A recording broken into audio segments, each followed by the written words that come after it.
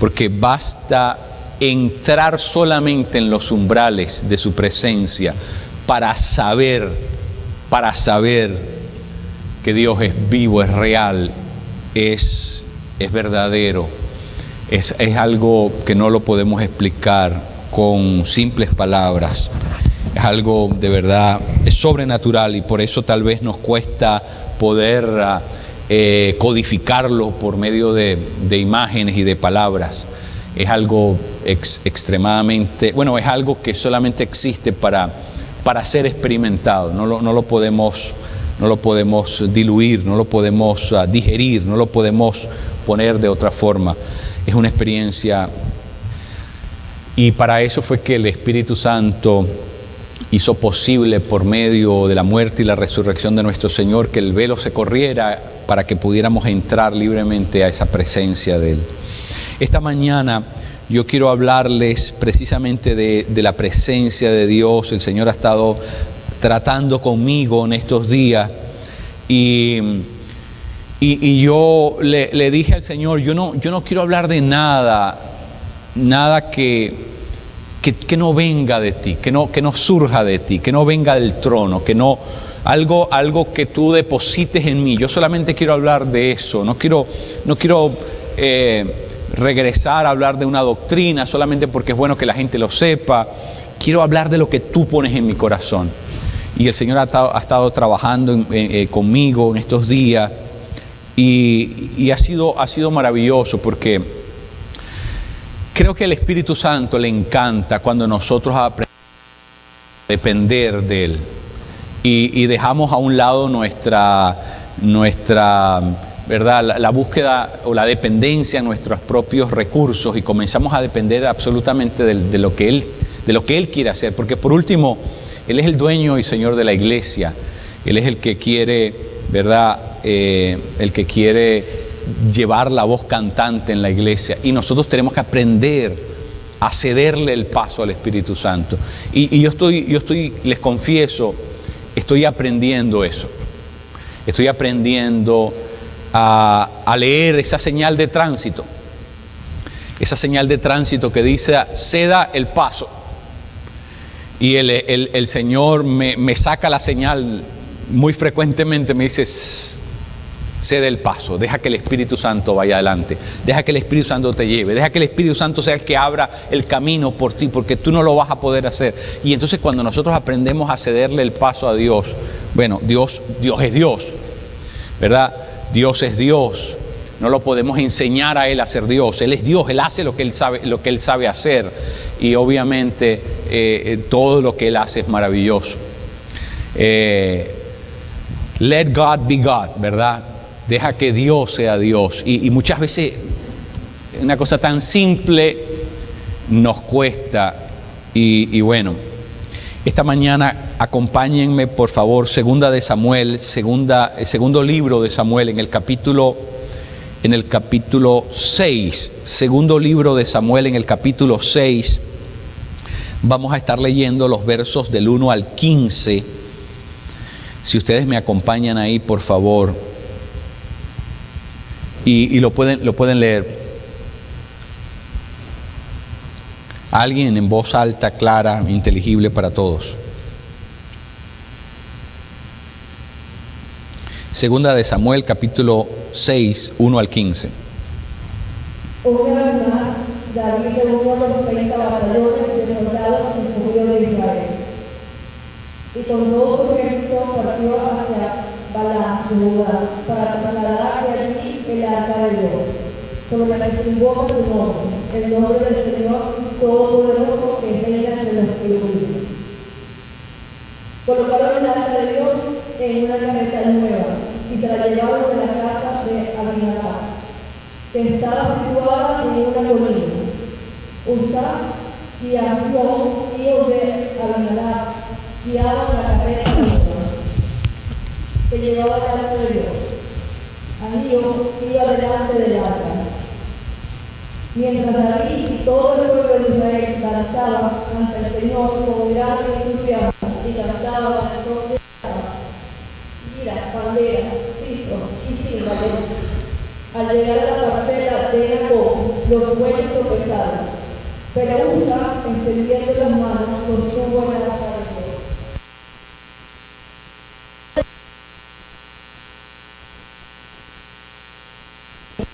Y ahí mismo, de modo que Usa cayó fulminado junto al arca. David se enojó porque el Señor había matado a Usa. Así que llamó a aquel lugar Perez-Usa, nombre que conserva hasta el día de hoy. Aquel y exclamó: es mejor que no me lleve el arca del Señor.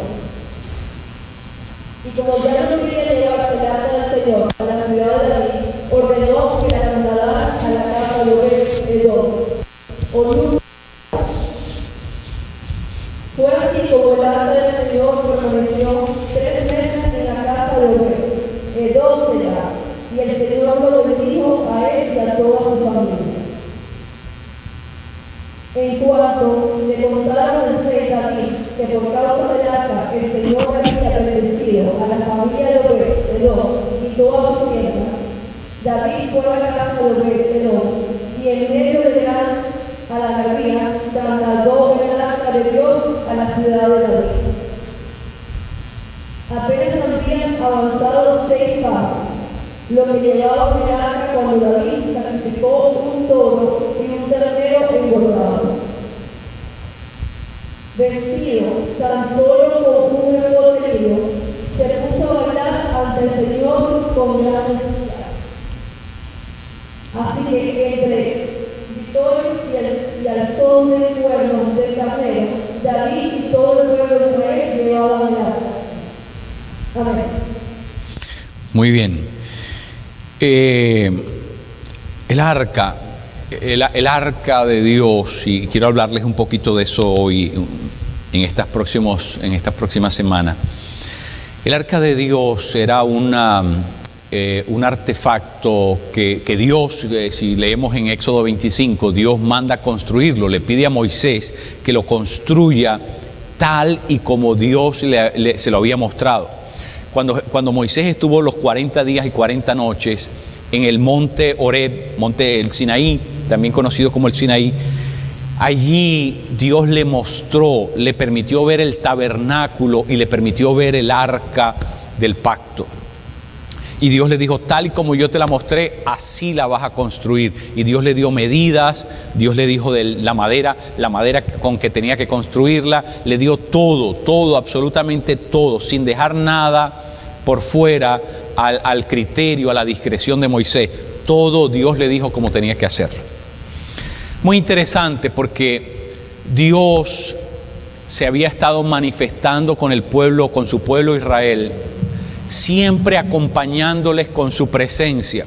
Y esa presencia se manifestaba en una nube, era una columna, ¿verdad? En el día era una masa de nube que traía sombra, ¿verdad? Le protegía al pueblo que iba caminando debajo de esa nube, pero por la noche, en el desierto, las temperaturas son contrastantes y por supuesto cuando cae la noche en el desierto entra un frío muy fuerte, muy fuerte. De hecho, una de las razones por las que se cree que los desiertos están llenos de arena es porque el contraste entre lo muy caliente y lo muy frío hace que las piedras exploten, se estrellen y por supuesto se van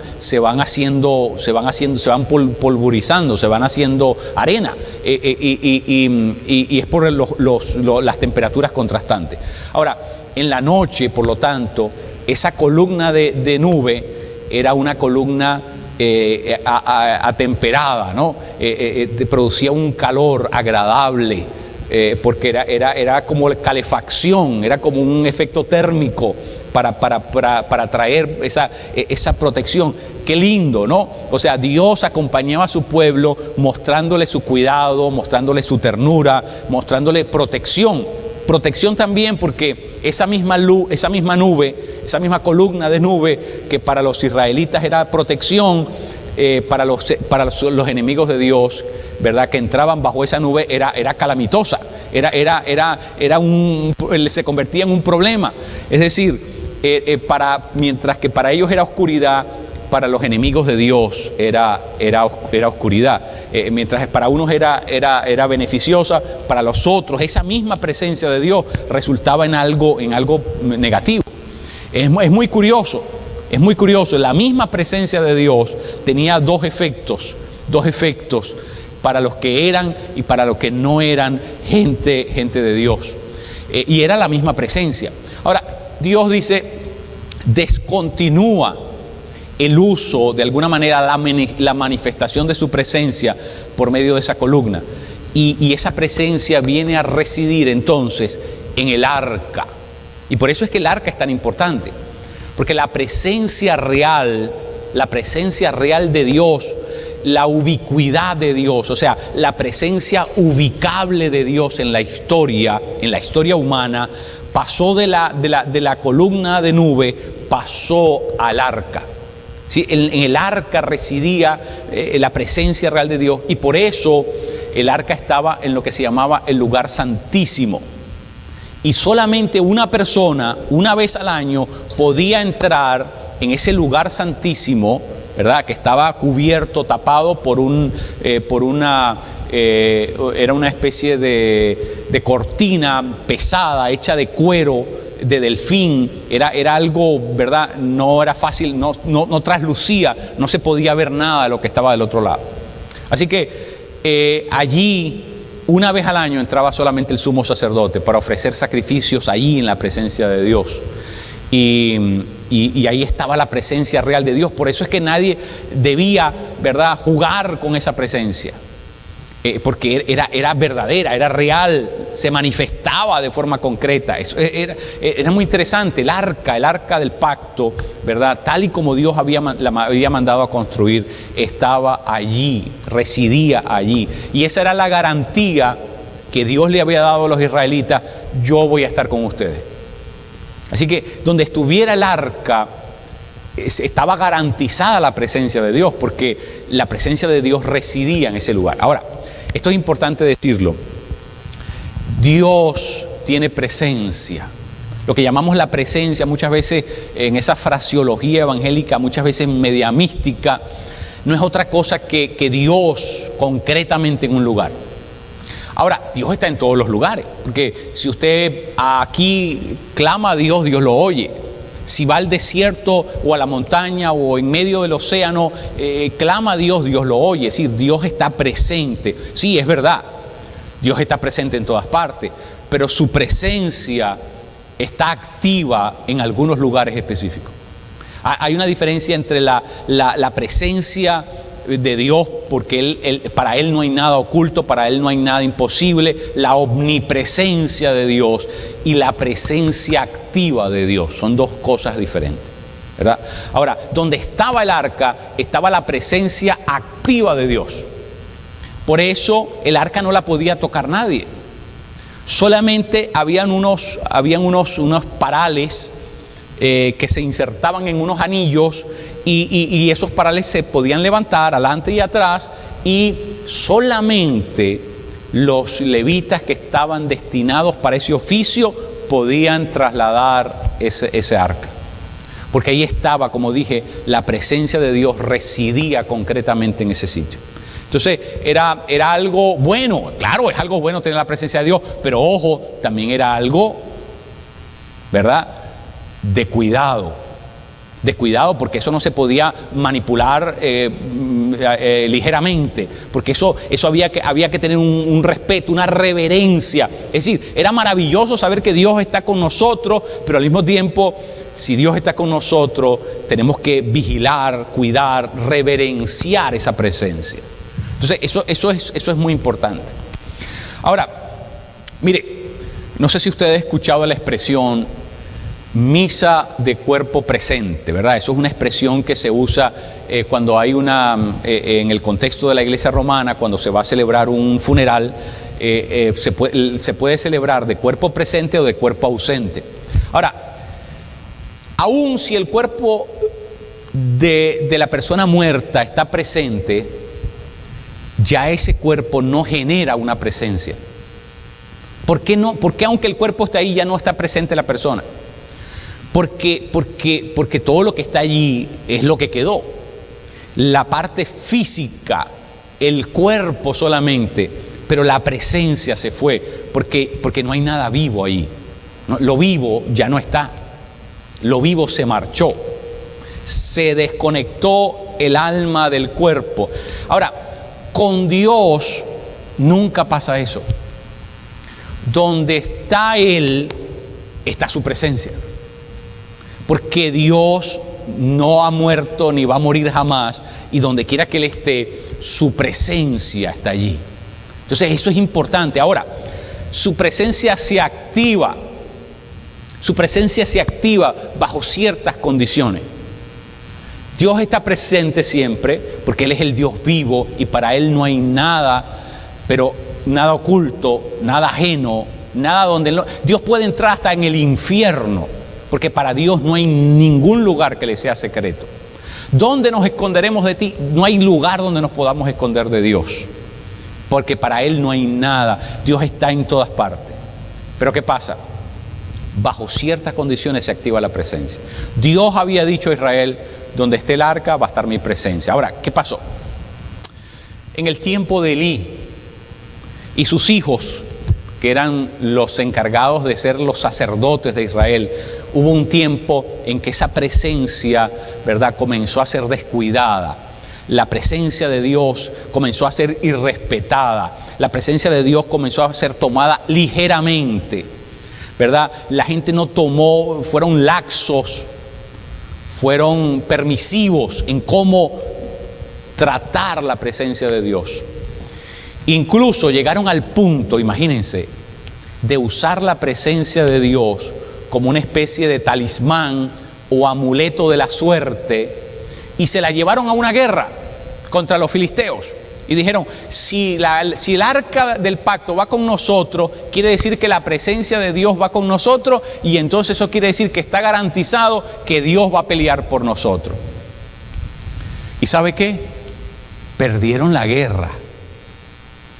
Les dieron una paliza. Pero no solamente eso, perdieron el arca. El arca cayó, quedó en posesión de los filisteos, de sus archienemigos. Imagínense, ahora no tenían ni habían ganado la guerra, y estaban, ¿verdad?, ahora desesperados porque el arca, ya no tenían posesión del arca.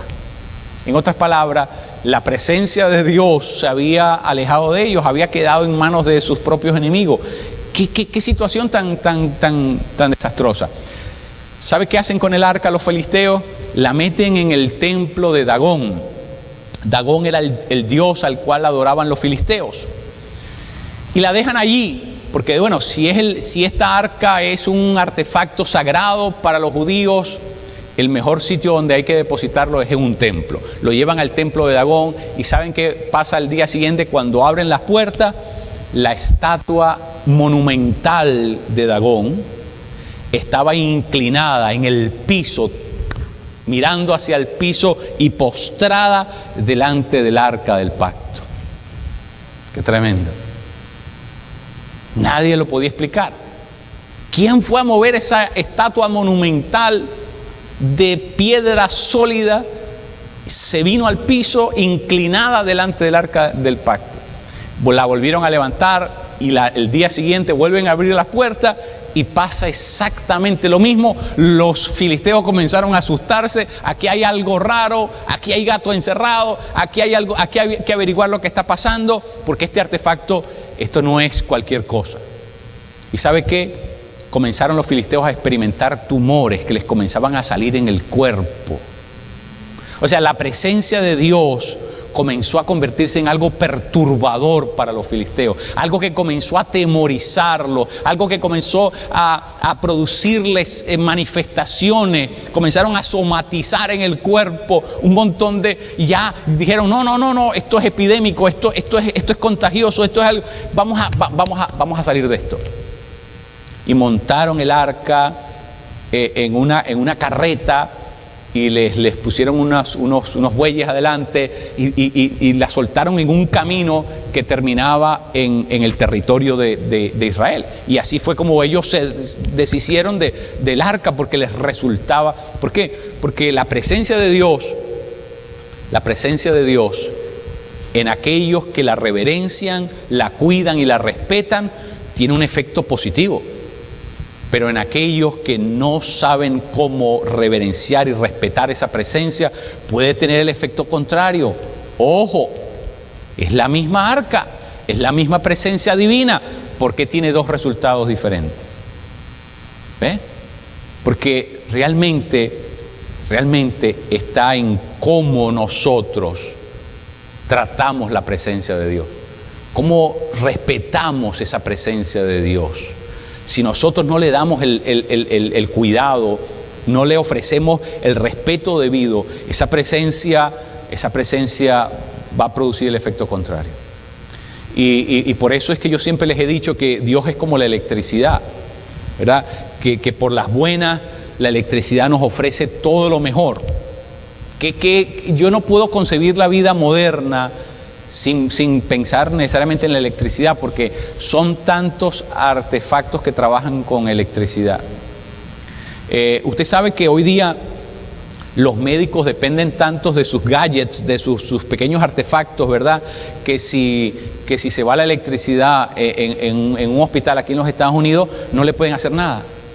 No le pueden hacer, no saben, ya el médico ya no sabe operar, no sabe diagnosticar, no sabe por dónde comenzar, porque dependen tanto de aparatos electrónicos altamente tecnológicos que trabajan a base de electricidad, que no saben por dónde entrarle, ya no saben diagnosticar, no saben qué verle para poder saber cuál es su problema. Están completamente con los brazos cruzados. ¿Por qué? Porque hoy día se depende mucho de la tecnología, y la tecnología depende de la electricidad. Entonces, ¿qué quiere decir eso?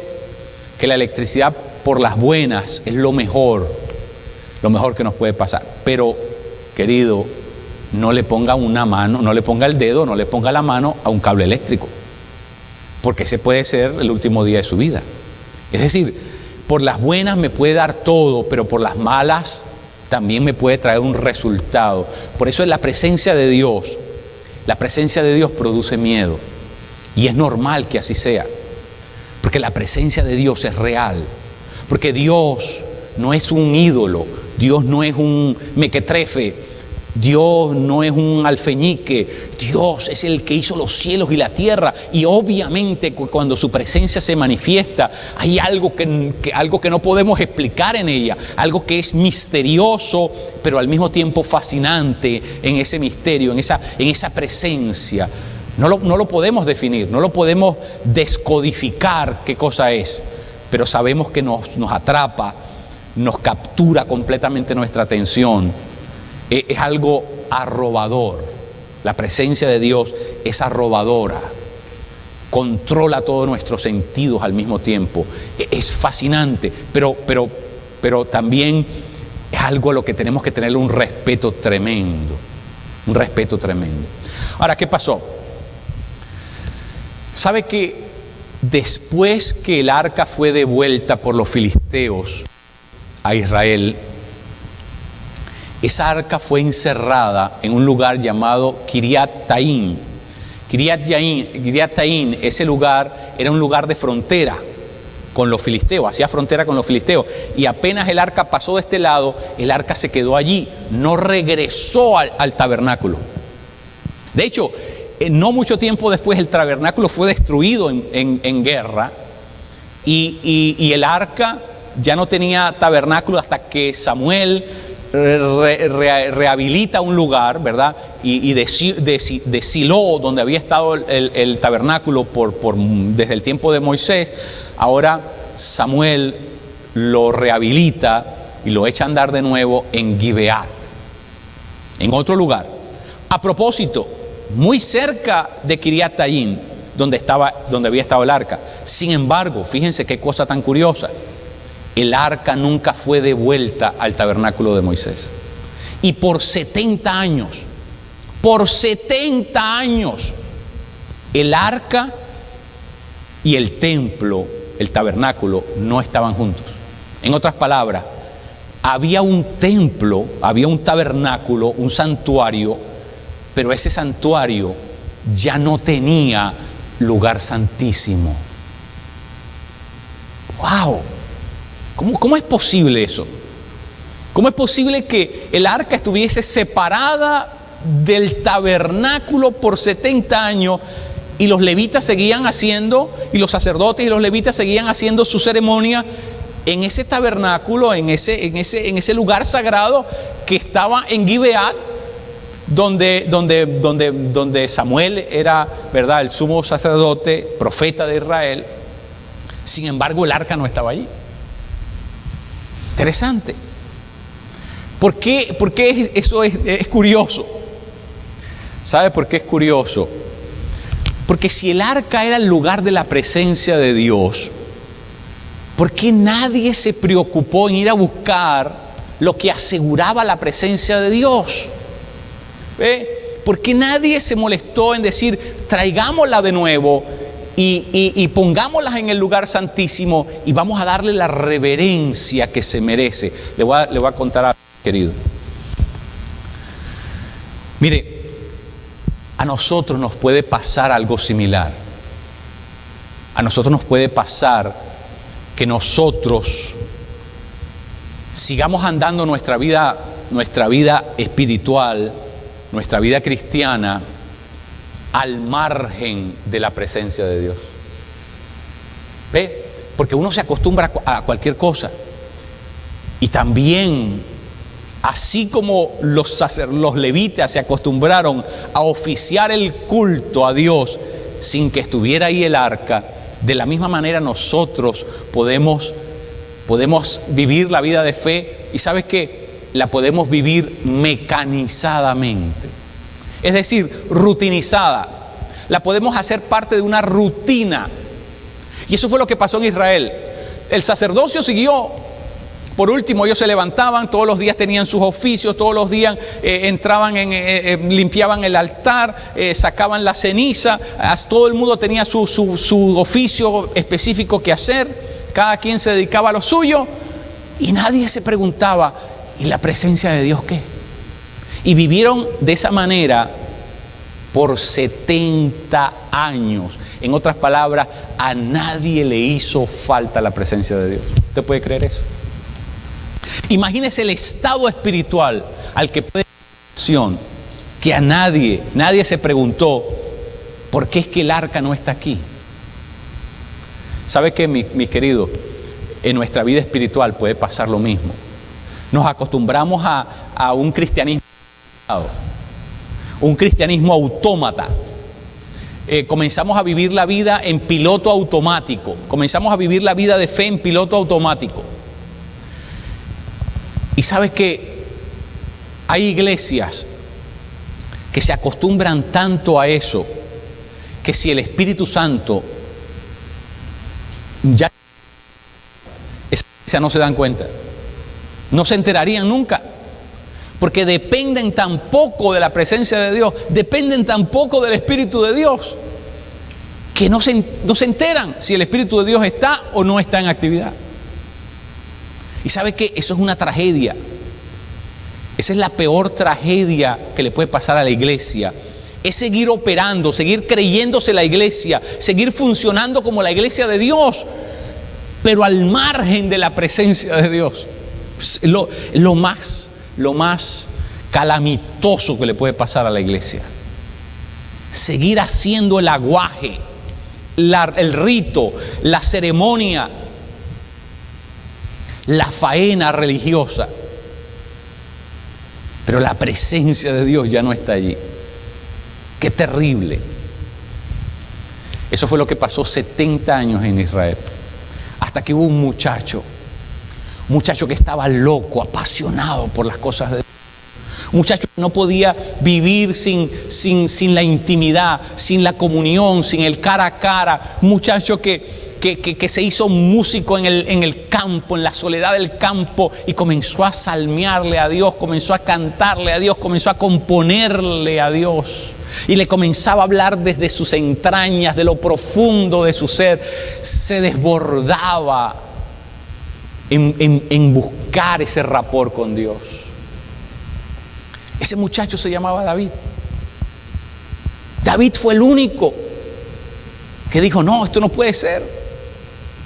¿Cómo vamos a tener un tabernáculo sin la presencia real de Dios, sin el arca del pacto? ¿Cómo vamos a prescindir de la presencia de Dios?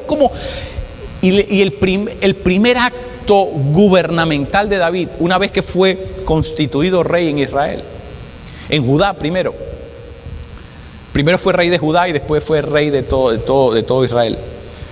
Pero su primer acto gubernamental, después que tomó la ciudad de los Jebuseos, la ciudad amurallada de Jerusalén, hay una parte de esa ciudad que él la llamó la ciudad de David, el monte Sión.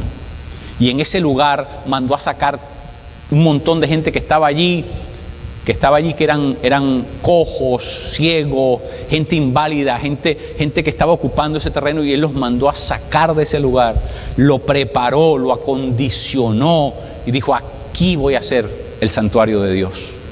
Aquí voy a hacer el santuario de Dios. Pero ya había un santuario en Gibeá. ¿Cómo es que se atreve a hacer otro santuario si ya había uno en Gibeá? David dijo, no, espérate, no. Este santuario no va a ser igual que ese. Este santuario va a ser completamente diferente. Porque este que voy a hacer yo aquí en el monte Sión, este va a tener el arca. A ellos no les importa si tienen el arca o no. A mí sí me importa. Por lo tanto, en el santuario que yo voy a hacer, lo primero que voy a hacer es que voy a traer el arca. Voy a traer el arca del pacto, porque la presencia de Dios está ahí. La presencia de Dios está activa allí. Así que David no concebía la posibilidad de vivir su experiencia con Dios rutinizada, mecanizada, automatizada. David quería la presencia real, quería lo fresco, quería lo verdadero. Sí, por supuesto que era atemorizante, claro. La presencia de Dios también es atemorizante, porque la presencia de Dios nos exige un estilo de vida diferente. Por eso mucha gente no quiere la presencia de Dios, porque la presencia de Dios comienza a demandar un estilo de vida diferente en nosotros. La presencia de Dios comienza a demandar santidad, comienza a demandar un orden. Y por eso la gente prefiere seguir con el rito y con la ceremonia y con el aguaje de vida cristiana, que por último no es nada, ni una cosa ni la otra. Y no tener que bregar con la presencia de Dios, porque la presencia de Dios, wow, la presencia de Dios me puede hacer daño. Dios, por medio de su presencia, castigaba a los egipcios, y de este lado de la nube abrigaba a su pueblo Israel. Con la misma presencia, Dios hacía dos cosas al mismo tiempo. ¿De qué lado vamos a estar? ¿De los que reverencian esa presencia o de los que se oponen abiertamente a esa presencia? Mi querido, ¿sabes qué? Una de las cosas interesantes que el Señor me permitió entender hace poco es que la iglesia en general, no solamente esta, pero la iglesia en general, está preocupada por meter gente en la iglesia. Esa es nuestra mayor preocupación, meter gente. Y muchas veces nos obsesionamos con los números y nos obsesionamos con meter gente. Pero el Señor me mostró algo interesante. Me dijo, lo que tenemos que asegurarnos es que me metan a mí allí. Porque si mete gente, ¿qué garantía hay de que la presencia de Dios esté allí? ¿Sí me entiende lo que quiero decirle? Mire, el ser humano es por definición, por naturaleza, por esencia, para mí es un ser aburrido. Usted mete 300 personas aquí y tiene 300 personas aburridas. Pero usted mete aquí la presencia de Dios y no hay quien se quiera ir de este. ¿Me entiende lo que le estoy diciendo? Usted trae la presencia de Dios aquí y no hay quien se quiera salir de aquí. 3 de la tarde, 6 de la tarde. Nadie se quiere ir. Yo he estado en lugares donde la presencia de Dios se manifiesta de tal manera que hay que estar de rodillas, no te puedes parar ahí en ese lugar. No te puedes parar en ese lugar. La presencia de Dios está tan heavy, tan dura, tan pesada, que tienes que estar de rodillas, porque delante de Él solamente se puede estar de rodillas. No hay forma de estar parados en su presencia. Él es demasiado grande, Él es demasiado espectacular, Él es apoteósico. Tremenda la presencia de Dios. Con razón los querubines, que son los únicos permitidos acercarse, y los serafines no le pueden verlos, no lo pueden ver. Se tienen que tapar los ojos. Él es demasiado espectacular. Pero ¿sabe qué cosa, mi querido? Es una tragedia que nosotros no tengamos apetito ninguno por la presencia de Dios.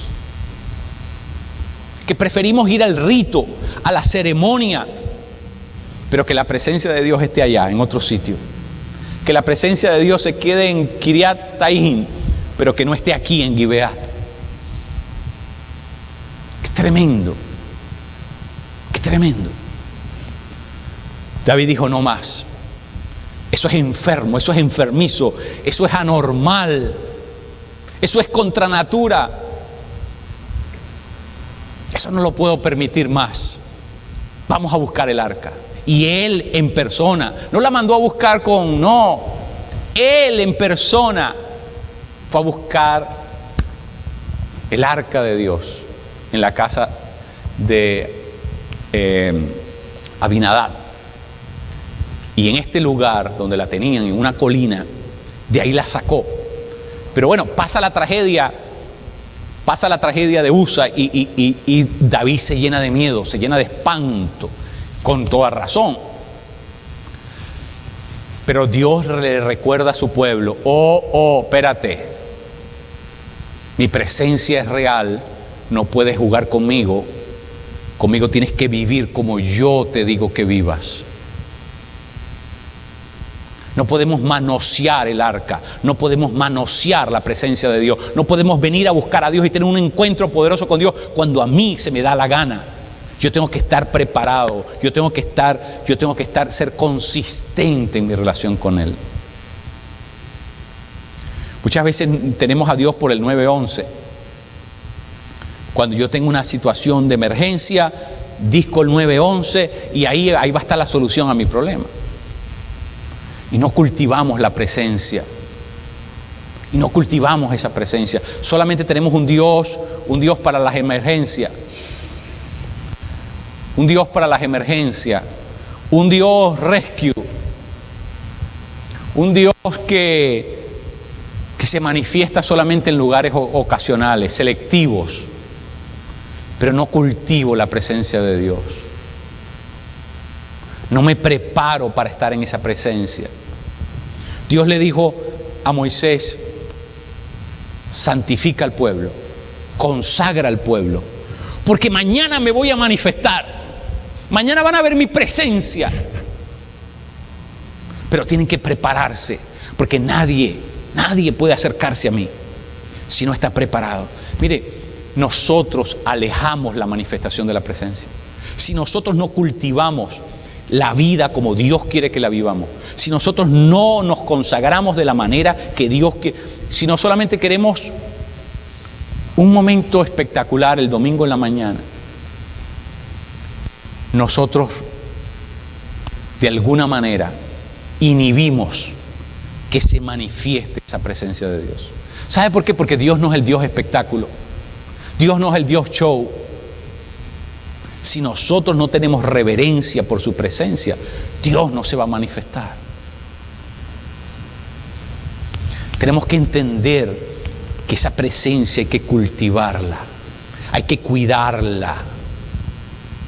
No puede ser de otra forma. No puede ser, Dios no opera de otra forma. Dios quiere que nosotros seamos serios, que le demos el trato correcto a su presencia. Es tremendo. Mire, ¿sabe lo que hizo David?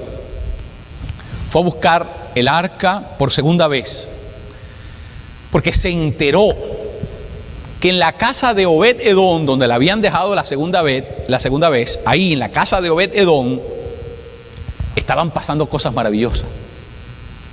Le soplaron al oído a David, le dijeron: ¿sabes qué? La presencia de Dios se está manifestando en la casa de Obed-Edom y hay una bendición que se está desparramando en ese sitio. Tú tienes que ver lo que está pasando, la prosperidad, la felicidad, el gozo, el mover del espíritu que hay en ese sitio, en la casa de Obed-Edom. Y David dijo: no, eso es lo que yo quiero. Eso es lo que yo estaba buscando toda mi vida. Por eso es que yo quería traer el arca para acá. Y se vuelve a convencer de que tiene que traer el arca. Y va, y claro, esta vez fue de la manera correcta, buscar la presencia de Dios, de la manera correcta. Y dejó que solamente los que estaban encargados de esa función hicieran su papel.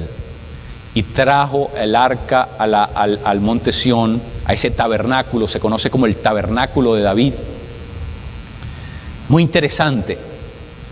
6 pasos comenzó David a dar órdenes que se comenzaran a matar bueyes, toros. Comenzó un festín. El churrasco valía nada en aquel momento. Había tanta carne asándose, había tanta comida, había un festín, una festividad apoteósica nunca antes vista en Israel. El gozo, la alegría que se comenzó y era la presencia de Dios. Es decir, la presencia de Dios no quiere decir que yo tengo que estar aburrido. Mucha gente quiere que la presencia de Dios es algo que, ¿verdad? No, la presencia de Dios es para... Pero oye, cuando yo tengo respeto por esa presencia, cuando yo sé quién es el Dios al que adoro, cuando yo tengo una intimidad con ese Dios, entonces yo puedo celebrar con gozo, con alegría en esa presencia. No es un irrespeto, porque Dios conoce quién soy yo para Él. Yo no soy una persona que paso por ahí de cuando en cuando, sino soy la persona que tengo una relación frecuente, permanente, activa, dinámica con Dios. ¿Ve? Por eso David prendió el fuego aquello, y aquello se convirtió en un gran festival. Y finalmente el arca del pacto fue dentro del santuario. ¿Sabe que en el santuario de David no había lugar santísimo? ¿Sabe por qué? Porque todo el santuario era el lugar santísimo. Lo que no había era lugar santo ni atrios, porque todo el santuario era el lugar santísimo. Es decir, el arca del pacto estaba a la vista de todo el mundo. Estaba en el centro del tabernáculo. Estaba a la vista de todo el mundo. Y 24/7, es decir, todas las horas de la semana, de todas las semanas de los meses, de todos los meses del año, en el tabernáculo de David había música, habían danzarines, había un espíritu de festividad permanente en la presencia de Dios. No importa qué hora usted fuera, en el tabernáculo de David no paraba nunca la adoración a Dios. Tremendo. Mientras que el tabernáculo de Moisés era aburridor, era ceremonioso, en el tabernáculo de David era una efusividad permanente. Era la euforia espiritual permanente. Era el regocijo de tener a la presencia de Dios con ellos. Era algo verdaderamente contagioso. Algo verdaderamente contagioso. Mire, mi querido, la presencia de Dios es algo que tenemos que aprender a cultivar. Si usted no tiene la presencia de Dios activa en su vida espiritual va a ser aburridora. Su vida espiritual va a ser calamitosa. Es más, su vida espiritual va a ser más tormentosa que si usted estuviera en el mundo. Porque en el mundo, en tu ignorancia, te estarías regocijando y revolcando en el pecado y tomando placer en eso.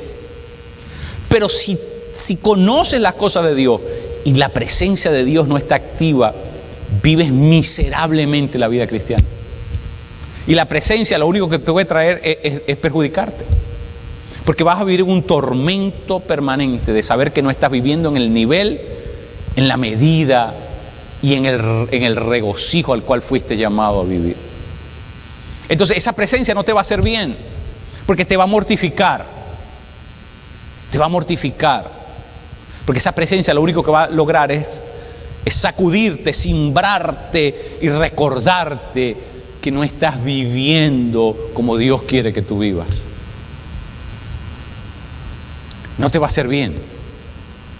Como a los filisteos no les hizo bien, como a los hijos de Elí no les hizo bien. Porque si nosotros queremos vivir como nos parece, como nos gusta, y queremos que la presencia de Dios se manifieste, nada de eso. Nada de eso, no va a pasar, mi querido, no va a pasar. Tú puedes vivir como tú quieras, pero no pretendas, no tengas la audacia de pretender que Dios se va a manifestar. De ninguna manera que no va a pasar. Yo quiero que el Dios se manifieste en este lugar. Yo estoy aburrido de la religión. No hay una cosa más apestosa que la religión. Es más, la religión es diabólica. Si fue Satanás quien la inventó, Dios nunca ha inventado religión. No hay una cosa más tétrica, patética. No hay nada más deleznable que la religión. Yo no quiero religión. Yo quiero la presencia viva del Espíritu, el mover de Dios, la presencia, la manifestación permanente de Dios. Y eso tiene que ser el estado natural de la iglesia. Eso no es excepcional. Es que nos hemos acostumbrado a ser la iglesia de Cristo, pero la presencia está en otro lugar. Que la presencia esté escondida, guardada, custodiada en otro sitio.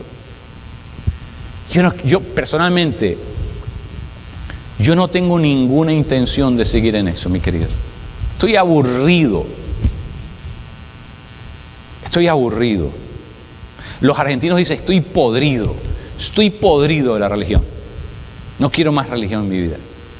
Quiero lo vivo, lo del Espíritu. Quiero el mover del Espíritu Santo. Quiero la frescura que trae su presencia. Quiero la belleza de Dios manifestarse. Quiero el poder sobrenatural de Dios. ¿Cómo es que yo tengo un Dios sobrenatural poderoso y no se manifiesta? Hay algo que no está bien. Yo no sé si usted está conmigo o no está conmigo, pero yo le voy a dedicar lo que me queda de ministerio a eso, mi querido. Si usted quiere venir conmigo, maravilloso. Y si no le cuadra, también me puedo ir a otro sitio. Porque por último, yo le quiero ser fiel a Él y yo tengo una sed es por lo de Él y tengo una pasión es por lo de Él y yo no quiero complacer a nadie, no está en mi agenda eso. No me preocupa, no me mortifica eso. Yo no quiero meter gente aquí, quiero meter la presencia de Dios. Cuando la presencia de Dios venga, la presencia de Dios se va a encargar de lo otro. La presencia de Dios se va a encargar de lo otro. Así que, mi querido, tenemos que restaurar en nosotros reverencia por esa presencia. Tenemos que restaurar en nuestras vidas espirituales reverencia. La palabra reverencia significa respeto. Respeto por la presencia de Dios. Nos hemos acostumbrado a adorar a un Dios que no tiene presencia. Y sabe que cuando usted adora a un Dios que no tiene presencia, está haciendo una misa de cuerpo presente solamente. En otras palabras, es una ceremonia delante de un cuerpo que está muerto. Y si usted trata a Dios como un cuerpo muerto, Dios no se va a manifestar, porque ese es el lugar que usted le ha dado. ¿Crees que estoy muerto? Bueno, está bien. Entonces para ti estoy muerto. Y Dios deja de manifestarse. Pero si usted dice, no, espérate, el Dios mío está vivo. Y yo me lo voy a tomar en serio, porque el Dios mío está vivo. Y si el Dios mío está vivo, el Dios mío se tiene que manifestar. Tiene que irrumpir en la historia humana. Tiene que hacerse paso en medio de la historia de los hombres. Tiene que tomar control de todo. Tenemos dos opciones. O seguimos haciendo misa de cuerpo presente, o nos ponemos las pilas y comenzamos a ser reverentes delante del Dios que está vivo. Una de las dos. Usted dígame a mí, una de las dos. Yo no estoy en el negocio de hacer misa a cuerpos presentes. Yo no estoy en eso. Mi Dios está vivo. Y yo quiero tomármelo en serio. Y yo quiero verlo manifestarse en mi vida, en la vida de la iglesia de Cristo. Creo que la iglesia de Dios tiene que ser renovada. Y yo le voy a gastar los años que me queden de ministerio a eso, a traer la renovación de la iglesia de Cristo aquí. Y voy a comenzar con la mía, porque yo no tengo ningún derecho a ir a renovar la de nadie si no renuevo la mía primero. Y mientras el Señor me tenga aquí de pastor, esa es la agenda de esta iglesia.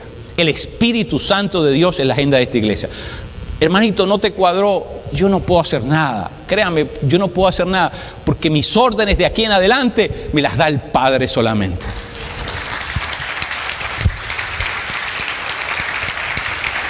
No recibo órdenes de nadie, de mi papá. Lo que Él diga es la agenda de esta iglesia. Yo quiero serle fiel a Él. Yo le quiero ser fiel a Dios. Yo le quiero ser fiel a Dios. Así que yo le invito a que nos contagiemos con la presencia de Dios. Nos contagiemos con eso. Porque eso es bello, eso es hermoso. Para eso fue que fuimos creados. Para vivir en esa presencia, para sumergirnos en esa presencia, para que entendamos que Dios es real, es vivo, es dinámico, es una persona y por lo tanto quiere tener una relación dinámica permanente con nosotros. Eso es excitante, eso es una aventura. Así la vida espiritual es, no hombre, eso es maravilloso. Porque Dios es asumido como un Dios vivo. Dios es asumido como un Dios real. Un Dios que está presente. Que está presente y no está callado. Que está activo. La semana que viene vamos a seguir hablando de eso un poquito. Pero yo quiero que esta mañana, mi querido, usted tome una decisión. Usted tome una decisión.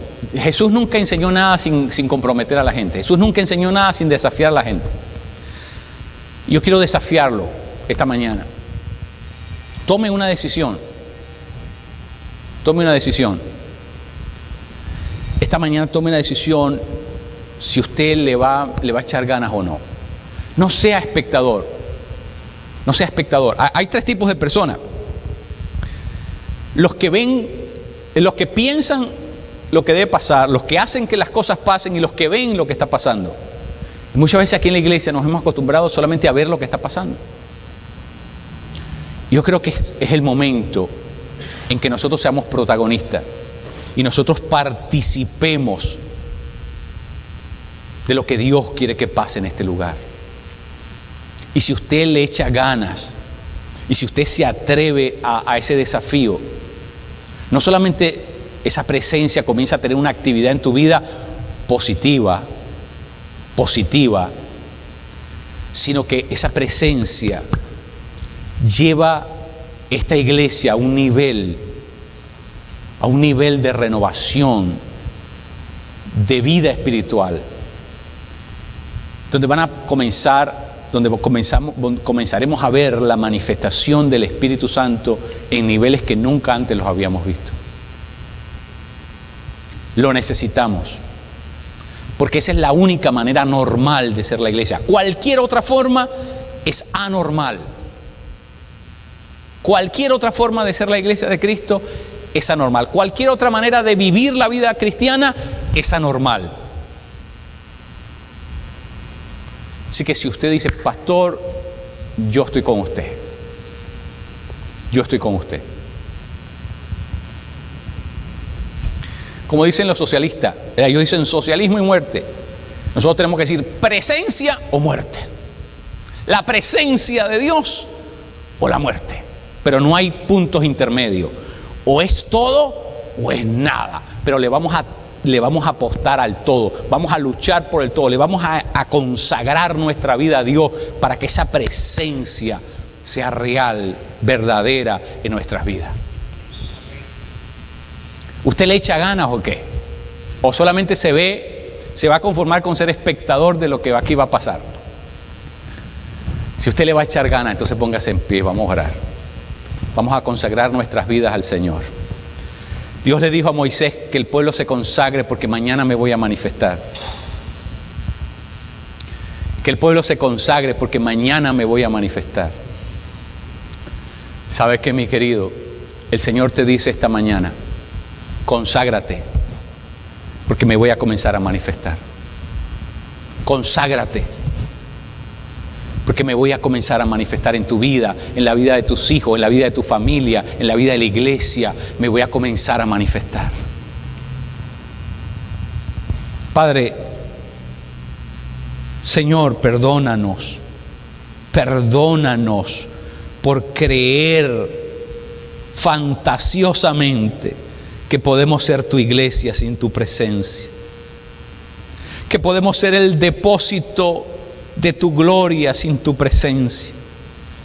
Perdónanos, papá, perdónanos por engreídos. Perdónanos, Señor, porque hemos sido pretenciosos. Perdónanos, Padre, hoy nos humillamos delante de ti, pedimos perdón porque te hemos fallado, porque no nos hemos tomado en serio tu presencia. Porque te hemos tratado como Dios muerto, te hemos tratado como ídolo de retablo, te hemos tratado. Perdónanos, perdónanos. Purifica nuestro espíritu, nuestra mente, nuestro corazón, aún nuestro cuerpo. Purifícanos, nos consagramos a ti, Señor. Declaramos que somos para tu uso exclusivo, que solamente tú tienes derechos sobre nuestras vidas, que solamente tus intereses prelan en nosotros, que solamente tu voluntad es nuestra voluntad. Nos consagramos hoy a ti y pedimos la ayuda, el soplo del Espíritu, sin el cual, Padre, sería imposible hacer nada. Así que yo te ruego, Padre, Señor, por favor, enciende una llama al interior de cada persona aquí. Enciende una llama, papá, una llama contagiosa, incendiaria, que comience a quemarlo todo, a prenderlo todo, a activarlo todo. En el nombre de Jesús, en el nombre de Jesús yo te lo pido. Gracias, papá, bueno. Qué lindo eres, qué lindo eres. Qué lindo, papá, qué lindo eres. Te amo inmensamente, papá. Yo te pido esto en el nombre que es sobre todo nombre, el nombre que es autoridad para principados y potestades, el que es cabeza de todo principado y de toda potestad, en el nombre poderoso de Jesús de Nazaret. Aleluya, aleluya, amén. Wow. Mi querido, dale un abrazo a tu hermano y dile, yo estoy loco por su presencia. Dile.